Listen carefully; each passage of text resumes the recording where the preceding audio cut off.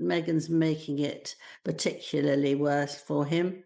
A storm of unprecedented intensity has erupted across global media after a former British journalist claimed he possesses what he calls irrefutable proof of a secret relationship linking Meghan Markle and Prince Andrew, stretching back more than 2 decades. Within hours, the internet and every major tabloid were ablaze with excerpts from the incendiary interview, sparking speculation so fierce and pervasive it rivaled the chaos surrounding the Epstein scandal in London, shaking royal circles to their core. King Charles reportedly could not remain seated. Behind the closed doors of a secure chamber, a tense hush-hush meeting unfolded, revisiting the swirling events of 2001, whispers of a young woman appearing at an opulent party, followed by private tours, secret late-night city strolls, and carefully plotted clandestine encounters spanning the Atlantic, had palace aides on edge. Every retelling seemed to carry its own weight, a reminder that even decades-old stories could ignite a public inferno. Meanwhile, Meghan struck back with precision and force. Her legal team sprang into action, issuing cease and desist letters, threatening lawsuits that reverberated from London to New York. Yet, rather than calming the storm, their interventions seemed to pour gasoline on the fire. Questions flooded the media. Was King Charles scrambling to bury a secret that could rattle the very foundations of the monarchy? And was Meghan, from her vantage point in a sunlit California study, defending her reputation, or shielding a hidden chapter of her past that even Buckingham Palace had yet to fully uncover? The room itself seemed heavy with the scent of oak and Earl Grey tea, tension hanging thick in the air. Charles remained frozen in thought, his hands resting on the worn leather desktop. His knuckles were swollen, bearing the marks of time and unspoken pressures. The weight of the monarchy and the fractures in the family pressed down relentlessly. His gaze stayed fixed on a looping video of the journalist's claims.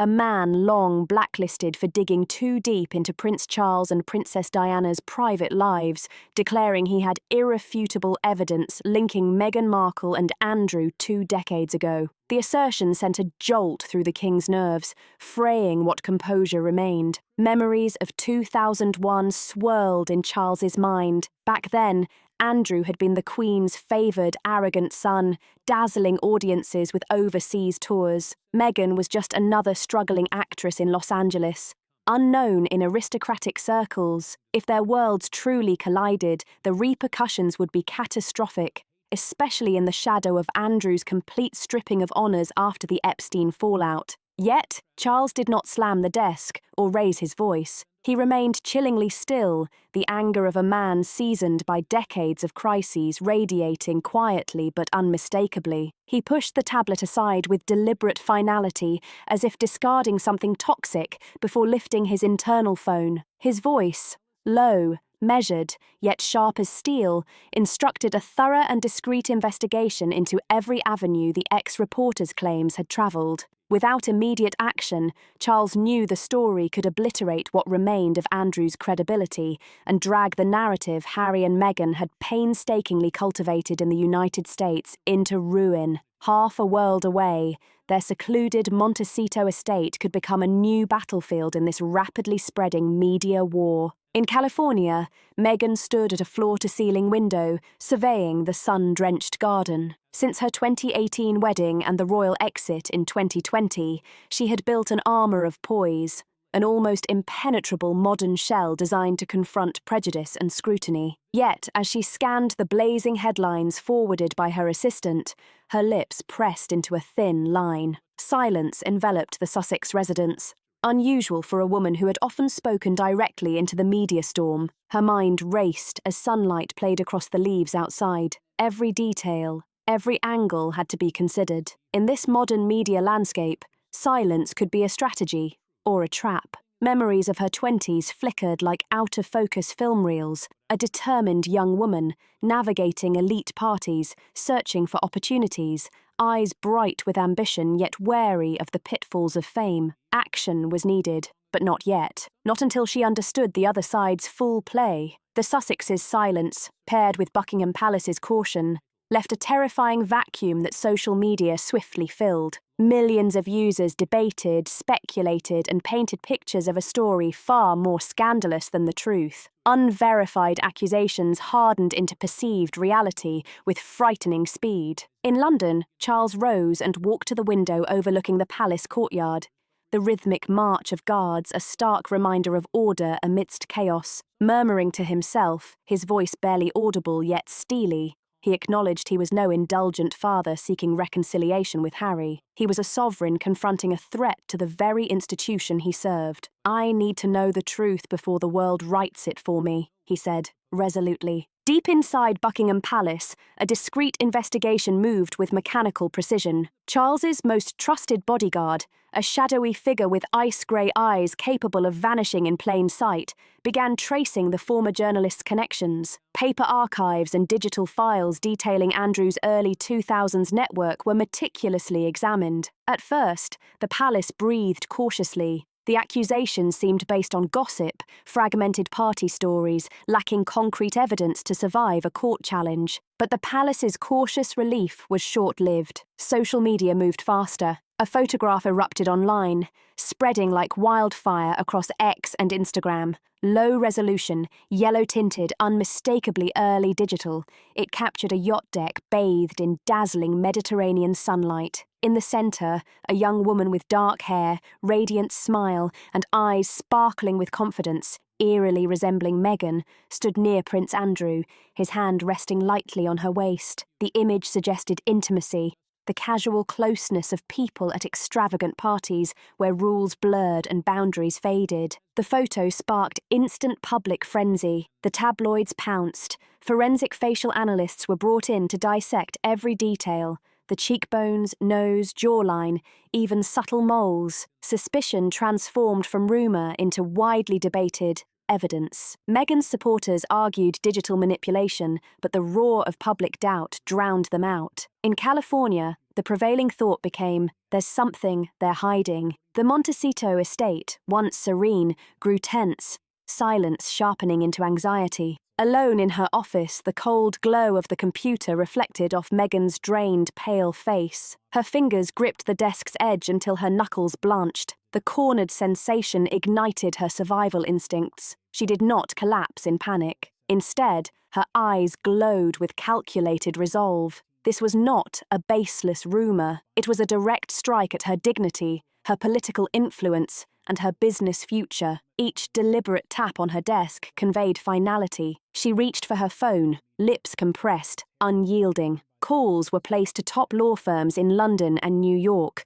moves executed with the precision of a chess master in a life or reputation game. Experts debated whether the photo was altered with AI or Photoshop, but to the public, doubt had already solidified. Meghan understood she faced her most vicious character assassination campaign yet, one designed to weaponize the past against her present. Her legal machine sprang into motion like an army on high alert. The relentless clatter of keyboards echoed like war drums. Shock turned into razor-sharp focus. Hundreds of cease and desist letters flew to the most influential newsrooms and social media accounts worldwide. She personally supervised the scripting and filming of her video statement, scrutinizing lighting and angles to project unshakable calm. In the brief clip, her gaze never wavered.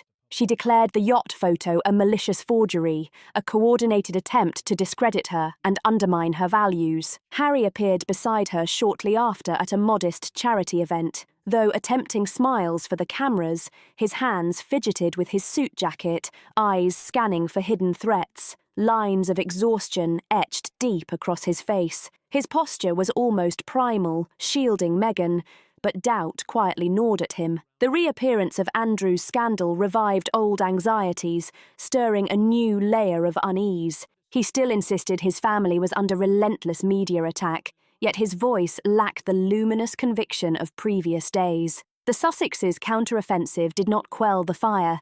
Instead, it deepened the divide. One side viewed Meghan as a woman crushed by an outdated system, while the other smelled scandal, cover-up, and hidden truths. The world's division grew sharper with each passing hour, every headline, every social share fanning the flames.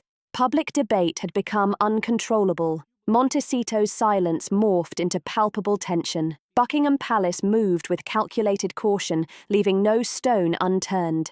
The stakes were staggering.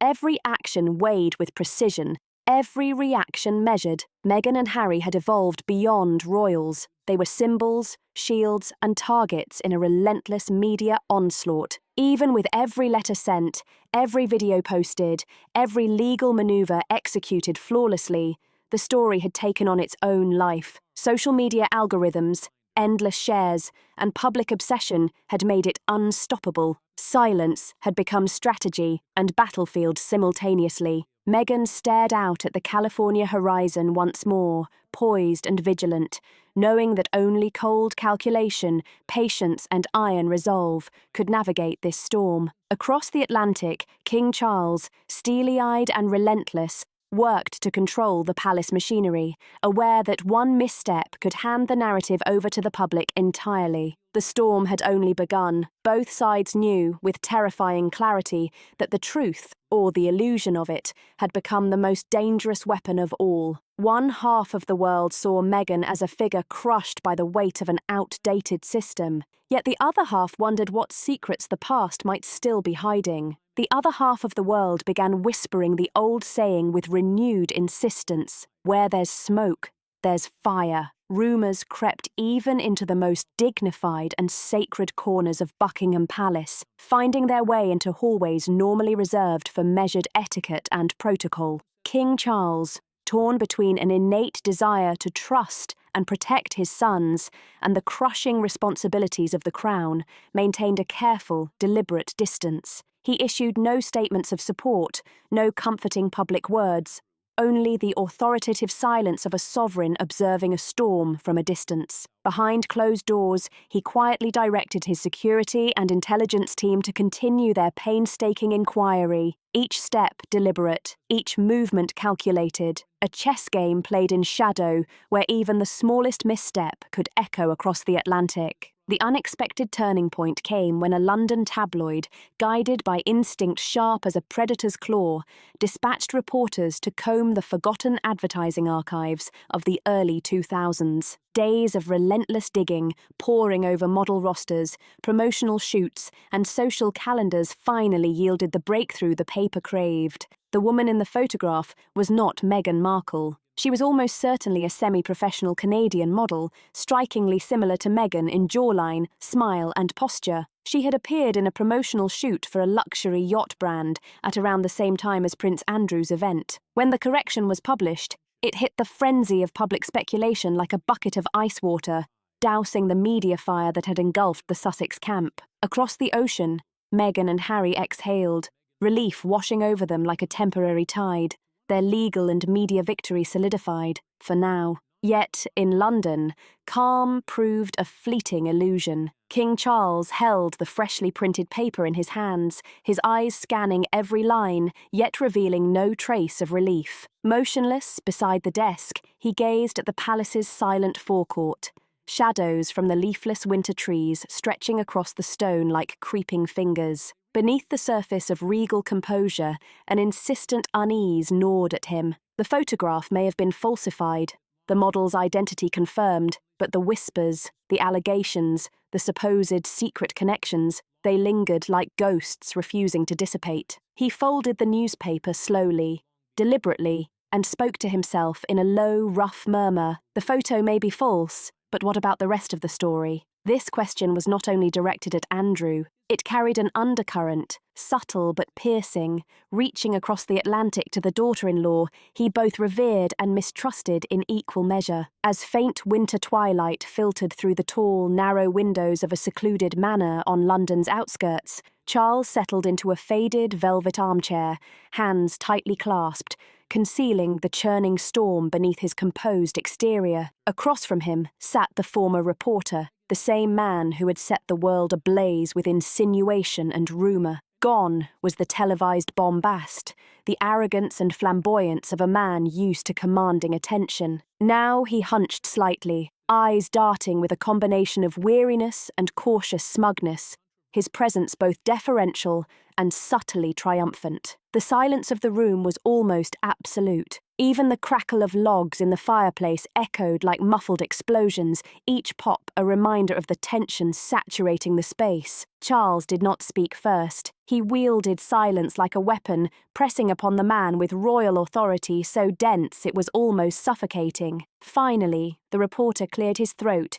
each sound amplified by the oppressive stillness. Slowly, meticulously, he turned the pages of memory back 20 years. According to him, the event never occurred on a sun-drenched yacht as the photograph suggested. No, it had taken place in an elegant, secluded suburban villa on the outskirts of London, a place where protocol was intentionally left behind and the outside world could not intrude. There, a young woman appeared, her appearance, movements, and expressions bearing an uncanny resemblance to Meghan Markle. The reporter stopped short of outright certainty, yet the implication was clear, hanging like smoke in the air. It was almost certainly her. She moved like a shadowed rose amidst powerful figures, Andrew prominent among them. What tightened Charles's chest was not tales of impropriety, but the suggestion of calculated orchestration. The reporter detailed how the woman had been courted with almost ritual precision, private early morning tours of palaces before doors were unlocked, late-night drives through empty streets in tinted vehicles, and carefully staged meetings that left no trace on official schedules. Charles listened, impassive as stone, yet deep inside a seed of doubt took root, gnawing relentlessly. He searched for logical flaws, gaps in time, anything to dismiss the narrative. But the events aligned too neatly with Meghan's brief trips to Europe seeking acting opportunities. Every small habit, gesture, and expression recounted by the reporter painted a portrait that felt hauntingly familiar, enough to unsettle even the most seasoned monarch. The reporter's final admission hit like ice water. No documents, no contracts, no photographs. Everything rested on memory alone, a patchwork of anecdotes from decades past. He looked straight into Charles's eyes, silent challenge written in his posture, a poison without antidote, unprovable suspicion, raw and potent. The meeting ended as darkness enveloped the manor. Charles rose slowly, each step along the polished floorboards ringing out in the silent corridors, a reminder of both his authority and his vulnerability. Relief was absent. If anything, the lack of confirmation made the threat more insidious. An unverified allegation, he realized, could destabilize far more than an outright falsehood. Settling into the back seat of his waiting car, he spoke to his private secretary, voice hoarse from tension. In the monarchy, in the realm of media, an unprovable truth is far deadlier than a lie. Across the Atlantic, Harry absorbed the gravity of the situation in a dimly lit Montecito study. Slumped into a leather chair, phone clutched so tightly his fingers whitened,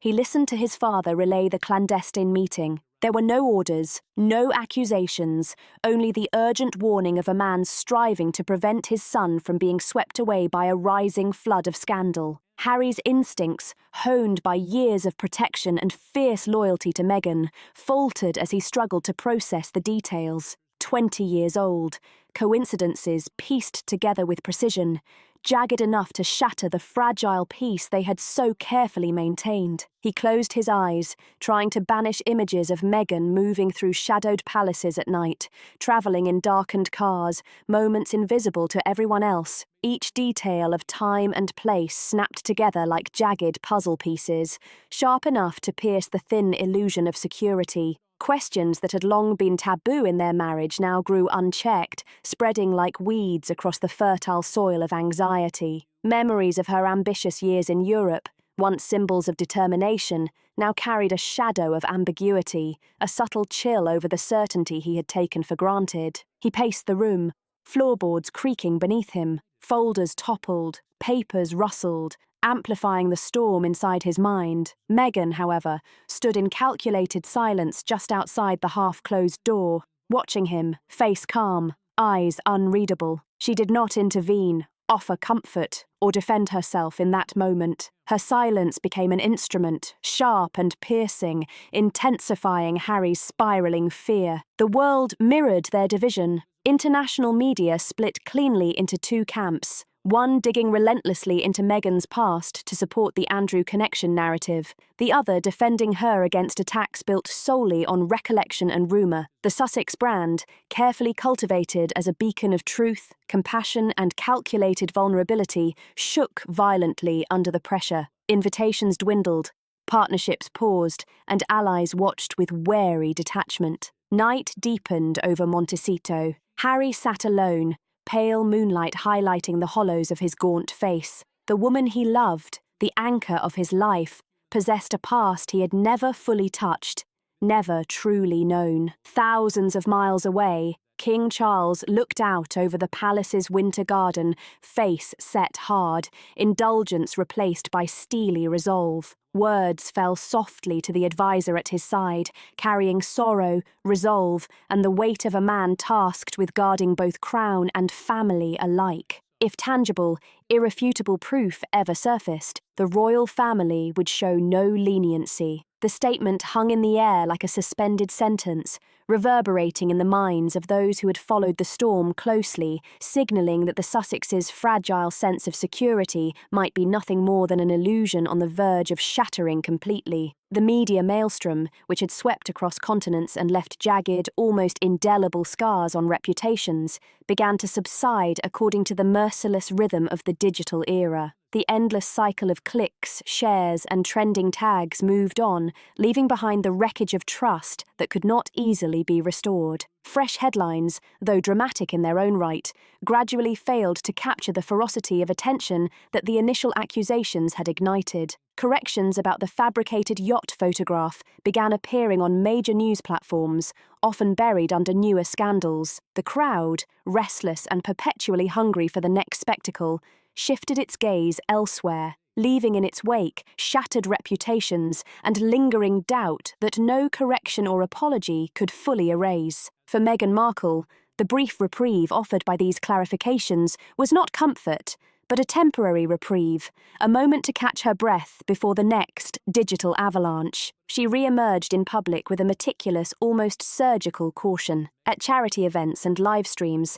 she dressed in muted, restrained tones, carefully selected to project the quiet dignity of a woman who had survived a storm few could comprehend. Her makeup was light, understated, yet immaculate, a visual declaration of calm control. Every gesture, from the way she placed her hand lightly over her heart to the subtle tilt of her head while listening to a guest or supporter, was measured with precision, intended to reclaim the goodwill of an audience that had been seduced, terrified, or misled by scandalous headlines. Yet, beneath the exterior of poise, the gleam in her eyes, the sharp, self-assured brilliance she had once radiated, had dimmed. A quiet wariness had replaced her earlier, bold confidence. She moved as if treading on fragile ice, aware that beneath the surface, the ground could fracture without warning. Every handshake, every nod to well-wishers was calculated to project stability while concealing the storm of strategy and reflection running through her mind.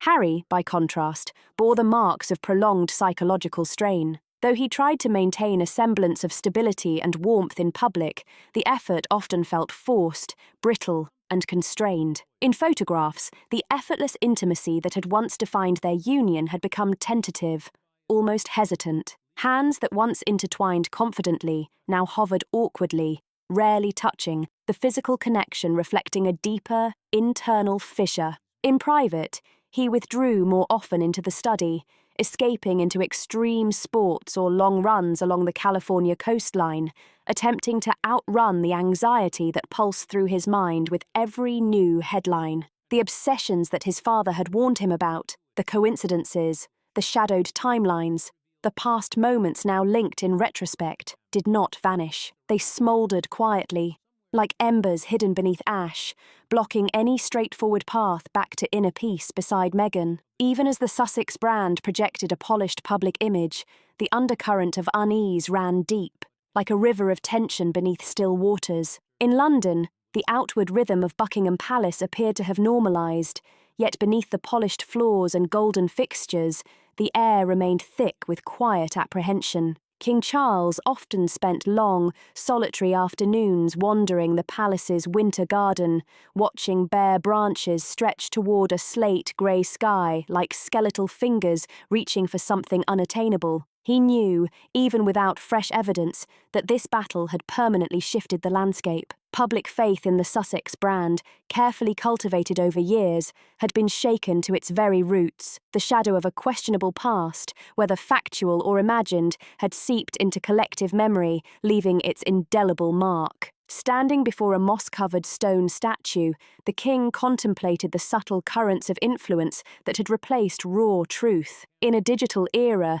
interpretation often outweighed fact. A strategically sown doubt could devastate more than 1,000 verified accusations. Even the most deeply buried truth could find a crack, propelled by human curiosity and the relentless speed of information, seeping into public consciousness in unpredictable ways. Back in his study, Charles closed the final dossier on the affair with deliberate care. He felt neither victory nor relief. In a low, thoughtful voice, he spoke to his advisor lurking in the shadows. Words weighted with bitter reflection on the era in which he now ruled. The past, it seemed, never truly slept, and truth, whatever form it might take, always found its way to the surface. Some secrets, he knew, might remain submerged, but the ripples they generated would continue indefinitely. A quiet reminder that honor in this world could be fragile, undermined by a single click, a single tweet, a single misinterpreted image. Across the Atlantic, Meghan's silence remained a constant. Was it a calculated strategy, a psychological maneuver designed to preserve her position and control the narrative? Or was it an unspoken acknowledgement of a past she preferred to leave unexamined, a refusal to confront the shadows that others were determined to illuminate? The ambiguity of her response, or lack thereof, left Harry tense and watchful, forcing him to navigate a precarious emotional landscape, the details of old coincidences gnawing quietly at the foundation of his peace. The world, meanwhile, held its collective breath. Social media was a battlefield of opinion, speculation, and endless debate. International news outlets split into factions, some relentlessly excavating every anecdote from Meghan's past to bolster theories of her alleged connection to Andrew, while others stood firmly in defense of her, challenging every unverified claim with precision and fervor. Invitations to collaborate, once freely extended to the Sussexes,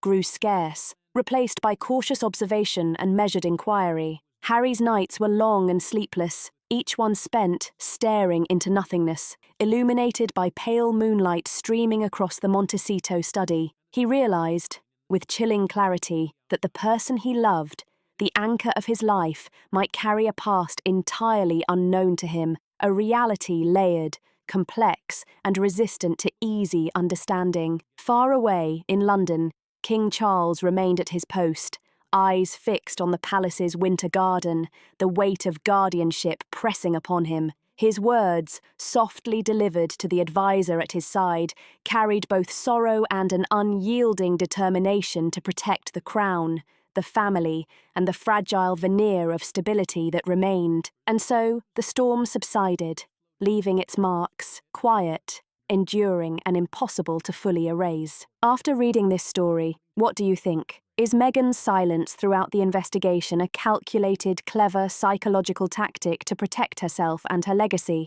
Or could it be a quiet, unspoken acknowledgement of a past she prefers not to confront? Share your thoughts with us in the comments section below. Don't forget to like, share, and subscribe for more exclusive updates and insights into royal affairs. And before you go, click on the next video appearing on your screen. You're not going to want to miss it.